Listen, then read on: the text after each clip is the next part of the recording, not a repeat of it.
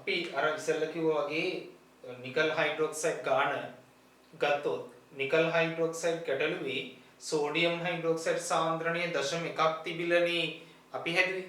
මම අර ඔයාලට කිව්වා වගේ සෝඩියම් හයිඩ්‍රොක්සයිඩ් වල සාන්ද්‍රණය 0.1ක් වෙනුවට සෝඩියම් හයිඩ්‍රොක්සයිඩ් වල සාන්ද්‍රණය 1 ඝන ඩෙසිමීටර මවුල කියලා අරගෙන හැදුවොත් නිකල් හයිඩ්‍රොක්සයිඩ් වල ද්‍රව්‍යතාවය වල හෙව්වොත් ඒ ගැටලුවේ කලින් හදපු ගානේ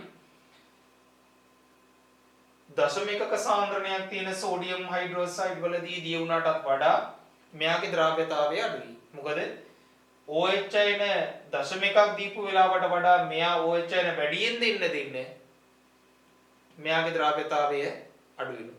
පොදු අයනීය මාධ්‍යයේ වැඩි වෙන්න ද්‍රව්‍යතාවය අඩු වෙන බව එහෙමත් අද ඔයගලන්ට බලන්න පුළුවන්. දරුවෝ හදන්න ඒක තමයි වැදගත්. ඔයාලට මේක කොට අවබෝධ කරගන්න වඩා පහසුයි. හරි. මේකේ පාඩමේ වැඩිම ගැටලුව අපිට අහන තැනක් මේක. සාමාන්‍යයෙන් ගොඩක් වෙලාවට පේපර්ස් වල තියෙන්නේ මේ මට්ටමේ කාරණා. මේ ගැටලුව බලමු අපි. ඔයගලගේ රිසෝස් බුක් එකේ තියෙන ගැටලුවක්මයි මම ලිව්වේ. ටියුට් වල ගැටලු මේ වෙලාවෙ ලිව්වේ නැහැ. දරුවන්ට වෙනමම ටියුට් එකක් WhatsApp group වලට දාලා ඇති PDF ෆයිල් එකක් ලෙස. ඒතර දරුවන්ට පුළුවන් මේ ගැටලු හදාගෙන යන ටියුට් එකේ තියෙන ගැටලු මම අලුත් රිසෝස් බුක් එකේ තියෙන මේ ගැටලුවක්මයි බෝඩ් එකේ ලිව්වේ. හරි. අවක්ෂේප දෙකක් එකම පද්ධතියක් තුල ඇතිවන අවස්ථාවක් මේව සාමාන්‍ය පොදු ගැටලු විශේෂයක් අපිට නිරතුරුවම ලැබෙන්නේ. දරුවෝ හරියට හදන්න දැනගෙන ඉන්න ඕන. හරි. කෙල්වින් 298 දී XA සහ YA ජලයේ ස්වල්ප වශයෙන් ද්‍රව්‍ය ලවණ දෙකක්. this කෙල්වින් 298 දී XA වල සහ YA වල KSP ගැන ඔයාලට දීලා තියෙනවා. X ධනායන හා Y ධනායන වල 0.1 බැගින් මවුල් ඇති ද්‍රාවණ ඝන ඩෙසිමීටර එකකට ජලයේ ද්‍රව්‍ය NaA කියන ලවණීය සිමින් එකතු කරනු ලැබේ. ඔයාලගෙන් ප්‍රශ්න දෙකක් අහනවා. පළමුවෙන් අවක්ෂේප වන්නේ XA YA යන්නෙන් කවරක්ද යන්න පුරෝගතනය කරන්නලු. මුලින්ම අවක්ෂේප වෙන පටන් ගන්න කියලා. දෙවෙනි එක දෙවන ලවණයේ අවක්ෂේප වීම ආරම්භ වන මොහොතේදී පවත්නා පළමුවෙන් අවක්ෂේප වූ ලවණයේ කැටයන සාන්ද්‍රණය සොයන්නලු. හරි. දැන් මේකේ කොහොමද මොකද වෙන්නේ කියන එක අපි බලමු දරුවෝ. ඔයාලා ගාව ද්‍රාවණයක් තියෙනවා. මේ ද්‍රාවණේ X+ ආයන සහ Y+ ආයන 0.1 මවුල බැගින් ඝන ඩෙසිමීටර එක තියෙනවා. මෙයාගේ මවුලක් 0.1ක්, මෙයාගේ 0.1ක්. ඒතර ඝන ඩෙසිමීටර එකක තියෙනවා කියන්නේ කෙලින් මෙයාලගේ සාන්ද්‍රණය නේද දරුවෝ? 1 ඝන ඩෙසිමීටර මවුල සාන්ද්‍රණයක් තියෙන්නේ. Y+ වල සාන්ද්‍රණයත් 1 ඝන ඩෙසිමීටර මවුලම තමයි. Y+ ආයනයි X+ ආයනයි මේ ද්‍රාවණේ තියෙනවා. ඔයාලා බාහිරින් Na capital A කියන ලවණය දාන්න. ඒක තුල තියෙනවා මොනවද? A+ ආයන තියෙනවා. A- ආයන තියෙනවා. මේකේ සෝඩියම් A-. A- ආයන දැම්මහම ඒ දාන A- ආයනත් එක්ක එකතු වෙලා X ධනායන වලට ඕනනම් පුළුවන් XA අවක්ෂේපය හදන්න. Y ධනායන වලට පුළුවන් මේ A ඍණායනත් එක්ක එකතු වෙලා YA කියන අවක්ෂේපය ඇති කරන්න. ඒතර අවක්ෂේප වෙන්න පුළුවන් දෙන්න මේ දෙන්න XA සහ YA. හරිම සරලයි. දැන් දරුවන්ට හොඳ අවබෝධයක් තියෙනවා. මුලින්ම අවක්ෂේප වෙන්නේ කෙනා කවුද? හරි. මෙහෙමනේ. කවුරු මුලින්ම අවක්ෂේප වුණත් ඉස්සෙල්ලම අවක්ෂේප වෙන කෙනා කවුරු වුණත් එයා කරගන්න ඕනේ වැදගත්ම කාර්යභාරයක් තියෙනවා. මොකද්ද? එයාගේ අයන වලින් ද්‍රාවණීය සම්තෘප්ත වුණොත් විතරයි අවක්ෂේප වීම වෙන්නේ. එහෙනම් කවුරු අවක්ෂේප වුණත් දරුවන්ට තේරෙනවා ඉස්සෙල්ලා එයාගේ අයන වලින් සම්තෘප්ත කරගන්න ඕනි. සම්තෘප්ත වෙන්න ඕනි. හරි. එතකොට දැන් එයාගේ අයන වලින් කාගේ හරි මේ දෙන්නකින් සම්තෘප්ත වීම තීරණය කරන සාධකය මොකද්ද? තීරණාත්මක සාධකය. දැනටමත් ද්‍රාවණය තුල එයාගේ කැටයනේ තියෙනවා දරුවෝ. x ධනයනේ හා y ධනයනේ කියන. xa වලින්ද මුලින් සම්තෘප්ත වෙන්නේ ya වලින්ද ද්‍රාවණය ඉස්සලා සම්තෘප්ත වෙන්නේ කියන එක තීරණය කරන සාධකය කවුද? බාහිරින් යදෙන a අයන මගින්. මම මේකට a අයන බාහිරින් දාන්න මොකද වෙන්නේ? ක්‍රමිකව a අයන සාන්ද්‍රණය ක්‍රමිකව වැඩි වෙනවා. මුලින් ටිකක් දානකොට තියෙන්නේ a අඩු සාන්ද්‍රණයක්. පරිමාව වෙනස් වෙන්නේ නැහැ කියලා සලකන්න. තනුක වීම මුකුත් වෙන්නේ නැහැ. අපි එහෙම හිතමු.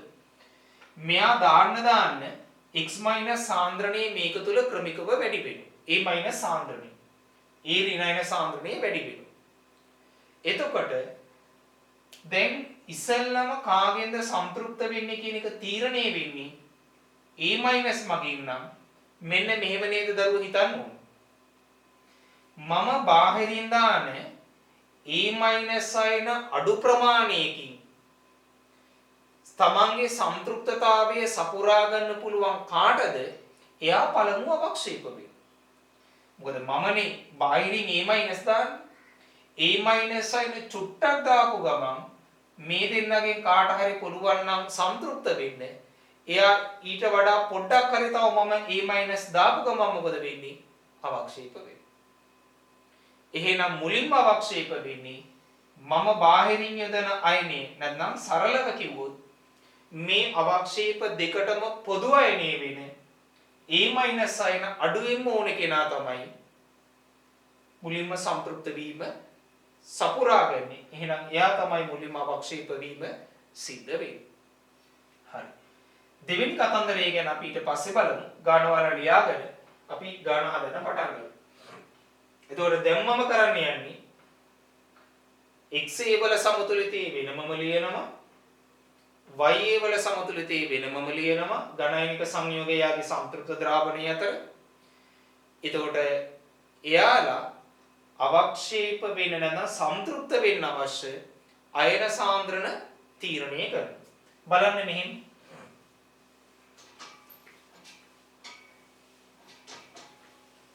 අපි දෙන්නගේ සමතුලිත ලියමු වෙන වෙනම.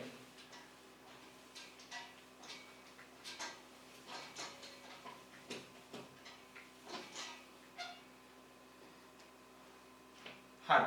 මෙහෙම බලන්න ඉස්සෙල්ලාම xa වල සමතුලිතය ලියුවොත් xa සහ එයාගේ සම්තෘප්ත ජලීය ද්‍රාවණය අතර. පැහැදිලිද? මම නියත උෂ්ණත්වයේදී මෙයාගේ Ksp ලියමු. x ධනයන වාරයක් a අයන x ධනයන සහ a අයන වලින් Ksp ප්‍රකාශනය ලිව්වා. ඔයාලට මතකෙදි මම නැවත ලියන්න ඕනේ Ksp ප්‍රකාශනය තුල අන්තර්ගත වෙන්නේ මේ නිකං අයන සාන්ද්‍රණ නෙවෙයි. මොනවද?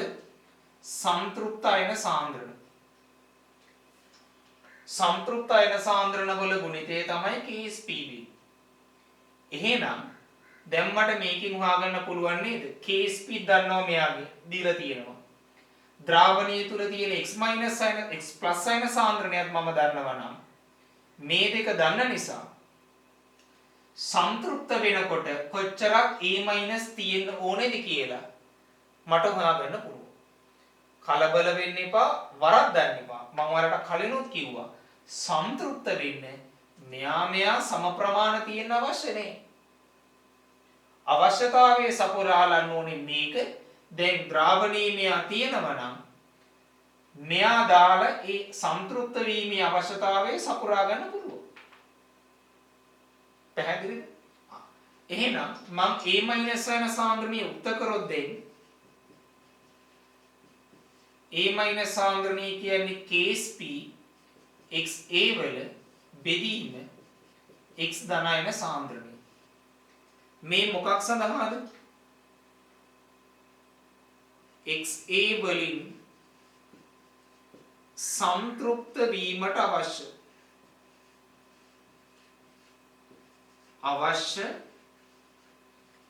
අවම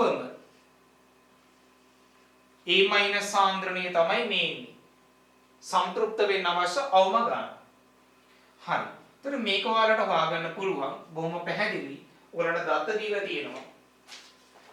XA වල case P යගේ 1.8 වැඩි කිරීම 10 ඍණ 10යි මවුල වර්ගයට dm ඍණ 6 ඒ වගේම x ධනායන සාන්ද්‍රණය 0.1. ඔව්. ඝන ඩෙසිමීටර මවුල වලින් එයාගේ සාන්ද්‍රණය මේක. එහෙනම් XA අවශ්‍ය මේ වලින් සම්තෘප්ත වෙන්න නම් අවශ්‍ය අවම A- සාන්ද්‍රණය මෙතනින් එනවා 1.8 බිඳුව වැඩි කිරීම 10 ඍණ 9යි මවුල ඝන ඩෙසිමීටර කිය. පැහැදිලිද? ඔය විදිහටම ඔය කතාවම XA වලට ලිව්වා වගේම ඔයාට YA වලට ලියන්නත් පුළුවන්. YA ඝනයිනික සංයෝගයයි එයාගේ සම්තෘප්ත ජලීය ද්‍රාවණයයි අතර මේ ආකාරයට. අර වගේම නියත උෂ්ණත්වයේදී case P ලියන්න ප්‍රකාශනය හැම වෙලෙම ඔළුවේ තියාගන්න දරුවෝ case P ප්‍රකාශනය තුල අදාළ වෙන්නේ අඩංගු වෙන්නේ සම්තෘප්ත ද්‍රාවණයේ තියෙන අයන සාන්ද්‍රණවල ගුණිතය මෞල සංගුණක සහිතව. මෞල සංගුණක නැති නිසා නිකම්ම ලියවෙන්නේ. හරි. මේව සම්තෘප්තයි කියන හැමදෙස්සෙම ලියන්න ඕනේ. මම ඒ ඔයාලට බලා ගන්නයි ලිවි. ප්‍රකාශනය අපි ලියනකොට ලියන්නේ මේ ආකාරයට. හරි. එයාගේ case P දන්නවා YA වල ද්‍රාවණීය තුල තියෙන Y ධනායන සාන්ද්‍රණයක් දන්න නිසා ඒ ඍණායන සාන්ද්‍රණය හොයාගන්න පුළුවන්. මේ එන්නේ මොන ඒ ඍණායන සාන්ද්‍රණයේද? සම්තෘප්ත වීම YA වලින් සම්තෘප්ත වෙන්න අවශ්‍ය ඒ ඍණායන සාන්ද්‍රණයේ හේතුව මේ ප්‍රකාශනය සම්තෘප්ත ද්‍රාවණය සඳහා අදාළ වන කාරණයක් නිසා. එතකොට මේකෙන් Y ධනායන සාන්ද්‍රණය යුක්ත කරොත් අපි ඒ ඍණායන සාන්ද්‍රණය යුක්ත කරොත් case P YA බෙදීම Y plus අයන සාන්ද්‍රණය. පැහැදිලිද? හරි. case P යගේ ගත්තොත් YA වල ඔයාලට දීලා තියෙන්නේ 1.8 වැඩි කිරීම 10 ඍණ 7යි කියන. 1.8 වැඩි කිරීම 10 ඍණ 7යි මවුල වර්ගයට dm ඍණ 6යි. Y ධනායන සාන්ද්‍රණය 0.1 ඝන ඩෙසිමීටර මවුල. හරි. එහෙනම් මෙතනින් එනවා 1.8 වැඩි කිරීම 10 ඍණ 6යි ඝන ඩෙසිමීටරයට මවුල කියලා A- අයන සාන්ද්‍රණය. මේ මොන A- ද? YA වලින් සම්තෘප්ත වීමට අවශ්‍ය අවම A- අයන සාන්ද්‍රණය. හරි. then XA වලින් සම්තෘප්ත වෙන්න අවශ්‍ය අවම A- සාන්ද්‍රණයක් හොයාගෙන තියෙන්නේ. YA වලින් සම්තෘප්ත වෙන්න අවශ්‍ය A- අයන සාන්ද්‍රණයක් හොයාගෙන තියෙන්නේ. ඉලක්කම් දෙක බැලුවාම ඔයාලට පේනවා මම සම්තෘප්ත වෙන්න මට අඩුවෙන්ම A- වෙන කාටද? මෙයාට 10 ඍණ 6 කගයක් ඕනි. 10 ඍණ 9 කගයක් කියන්නේ මෙයා ඊටත් වඩා කුඩා අගයක්. නිසා මෙයාට තමයි අඩු අගයක් ඕනි. මේකටත් වඩා මෙයා කුඩයි. ඒ නිසා මම බාහිරින් x ධනායන සහ y ධනායන තියෙන මේ ද්‍රාවණයට බාහිරින් NaA එකතු කරනකොට නැත්නම් A- අයන එකතු කරනකොට ක්‍රමිකව A- වැඩි වෙනවා. මුලින් එන්නේ අඩු ගණන් පස්සේදී වැඩි වෙන්නේ. අඩු A- ගණනකින් තමන්ගේ සම්තෘප්තතාවය සපුරාගන්නේ මෙයා. අඩු A- ප්‍රමාණයකින් සම්තෘප්තතාවය සපුරාගත්ත ගමන්ම ඊට වඩා තව චුට්ටක් හරි A- වැඩි වෙච්ච ගමන් එයා මොනව වෙන්න පටන් ගන්නවද? අවක්ෂේප වීම ආරම්භ වෙනවා. හරි. එහෙනම් බොහොම පැහැදිලිද දරුවට කාරණේ. මුලින්ම අවක්ෂේප වීම සිද්ධ වෙන්නේ කවුද එහෙනම්? XA. පැහැදිලිද? කාරණා ලියාගත්තොත් අඩු A- සාන්ද්‍රණයකින් සංතෘප්ත වන්නේ අඩු A- ප්‍රමාණයකින් සංතෘප්ත වන්නේ XA බැවින්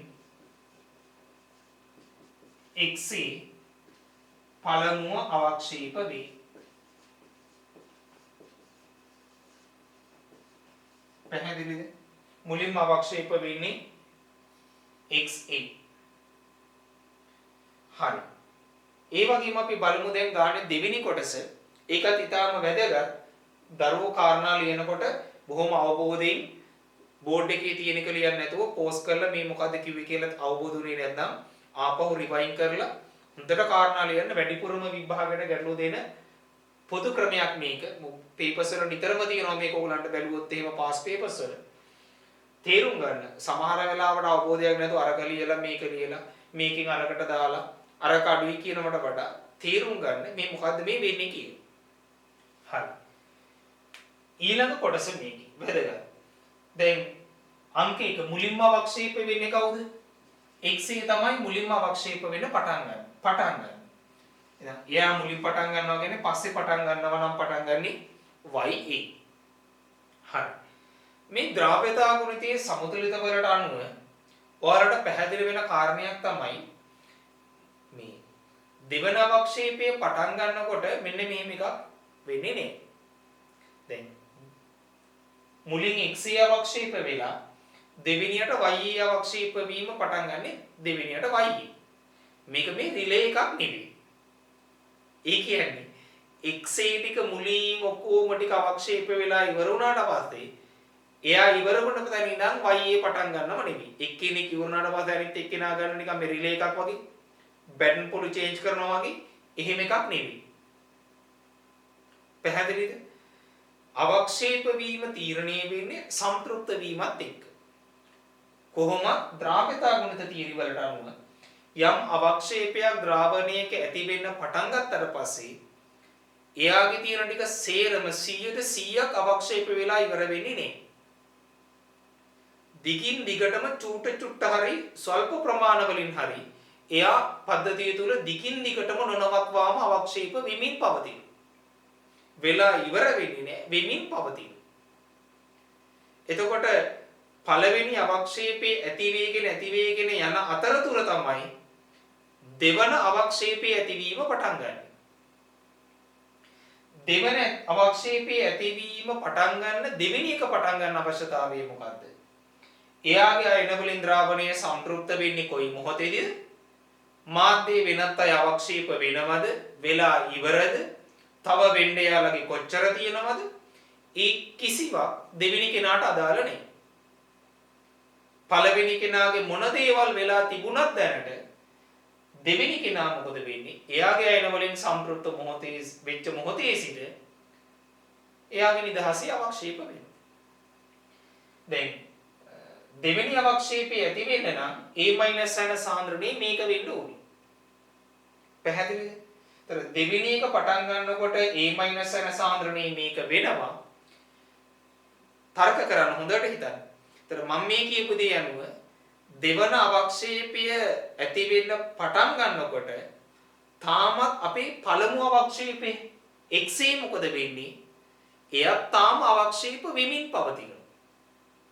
එතකොට YA අවක්ෂේප වෙන්න පටන් ගත්තාම YA අවක්ෂේප වෙනවා.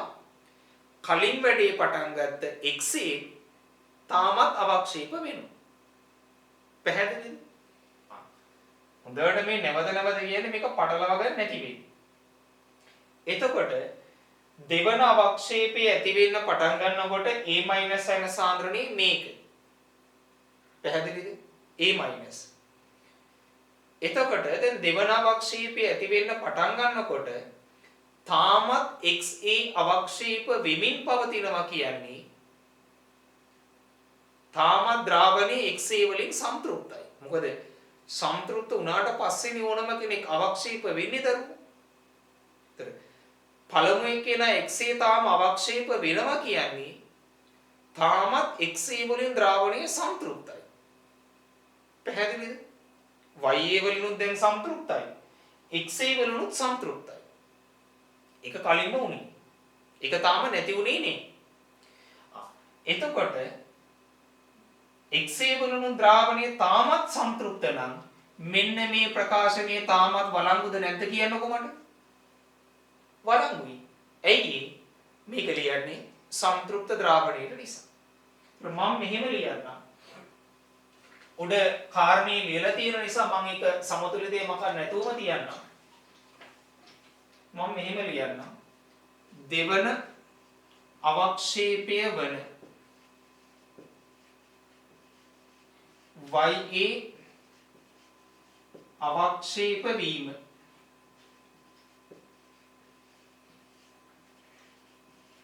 ආරම්භන විට